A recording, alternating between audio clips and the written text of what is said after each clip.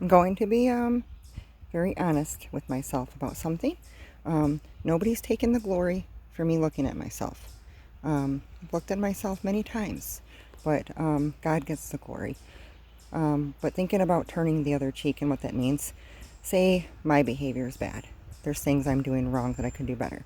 Like, go twine with them. Yeah, if they're in agreement with you, that's what that means. But say operating maybe not the best way. Intentions are good, but don't know any better by experience, learning much. But say other people have a role. Maybe they enabled, maybe they encouraged bad behavior. Maybe there's some things that has to do with the other person also. The hardest part is not bringing that up to them. Just telling them what you did, taking the fault, accountability, what you did, and they'll say, I told you. I've been trying to tell you. And now if I were to bring up, okay, well, you kind of helped encourage that behavior a little bit, and you go into explaining that, they're not going to see it anyway, and it's going to stay with, it's going to keep you to where you're not at peace with each other. So you have to let it go. You have to literally turn the other cheek. This is just in general. I'm not talking about any specific people. This is just in general what I'm learning in this walk, okay? Making peace and how to do that, and when I do something wrong.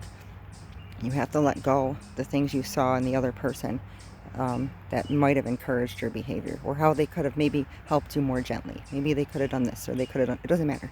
You have to look at just what you did and then own up to what you did. Doesn't matter if they see what they did in themselves. They're going to agree with you what you did. They're going to say, yes, it is your fault. You're right. That's great. There you go. You have peace. You completely turned the other cheek without pointing out what they did, without bringing it all up again, showing your perspective, showing your side, pointing it at them. They can't see what they did, and they see what you did. Well, then that's all you can do. You completely turn the other cheek. That's what I'm learning, and that's the best way to do it. Don't bring up what they did. Don't bring it up. You forgive completely. They know not what they do. You completely forgive and say, well, I know what I did. So since I know what I did and I want the Lord to root it out of me, just admit it. Then it makes peace if that person can accept that. Sometimes when you make peace, it seems like the only thing hate can do is hate loves to hate. And that's not love. So when you try to make peace, there are some people when you make peace and they get worse. They hate you more. They act more wicked. The more you're changing and the more the Lord's showing you things and the more you're taking accountability and the more you're trying so hard to make peace and do the right thing and look at yourself and bring it to surface and take accountability, the more you're trying to do that, the more they hate you, because light and dark cannot yoke together. They cannot mix. Darkness just can't. They don't want nothing to do with it. It's almost like darkness has pleasure in darkness. So darkness is only going to appreciate you continuing being drama, you continuing being dark. But you notice when you take accountability and you try to make peace with that darkness, and if they don't have it, I notice, yeah, I'm experiencing this too. If they won't accept that, they won't forgive, and they won't give the grace, the mercy, and they won't look at themselves. They won't do any of that. That's kind of how it goes. So you have to turn the other cheek completely. So now I'm at peace with some of the people that I have offended. Doesn't matter if they offended me. Doesn't matter if they encourage some of the behavior and they don't see it. It doesn't matter. Don't bring it up to them. Just bring up what you did. Take full responsibility. Then you have peace, and you have peace in yourself because the Lord's working that out in you, and you're holding yourself accountable, and others hold you accountable. And you just pray that the Lord will show that person.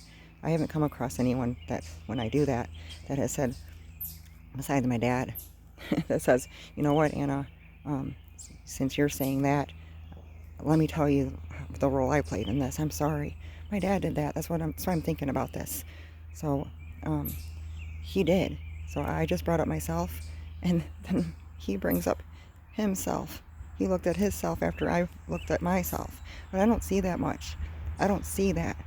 I just see, oh, finally, you're seeing your bad behavior, Anna. Oh, you're finally seeing what you did wrong, Anna. Good. you know, I don't know. I thank God for this, because I see the difference. I see the difference. So, and it's by experience, learning. Okay, I'm trying to do the right thing here. Completely turn the other cheek. don't bring it up, because like I said with my dad about something, brought something up about just about myself, my role in something, and didn't have to say, but Dad, but because you did this, I was like this because you did that, and that made me like this because you were like this. I didn't have to do that. I just said, Dad, I'm sorry. You know, I'm sorry. I was rebellious. I did this. I did that. I just looked at my part, and my dad actually said, well, hang on, Anna. Well, let me tell you, I have a lot to do with this. My dad said that.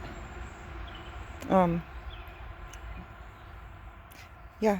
So I mean, it's grace and mercy. We're ministering grace and mercy. I don't know. I just wanted to share this. Maybe it'll help turn the other cheek. That's how you do it. And if the person is humble enough, they're going to acknowledge themselves also, and they're going to say, please forgive me. But most people, when you say, I'm sorry, and take accountability for what you did, the other person is going to think, they're not going to say anything that they did. They're going to say, yeah, you did it, and now I'm scarred for life. You did that to me, you're admitting it, and now I'm scarred.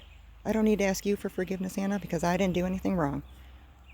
That's what you're going to find, and you have to turn the other cheek and be okay with it and forgive them, Father. They know not what they do, and now you can be at peace. I'm at peace with a few people now. We're not friends. We're not going to like hang out. I'm not going to go follow their doctrine, but we're at peace. We can part ways in peace. You know, there's no animosity. There's no root of bitterness I'm causing in them.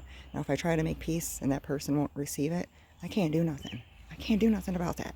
I can pray for them from a distance, that the Lord opens their eyes and other opportunities. Maybe someone else will come along that operates better than me and helps them heal, and I just keep my distance from them.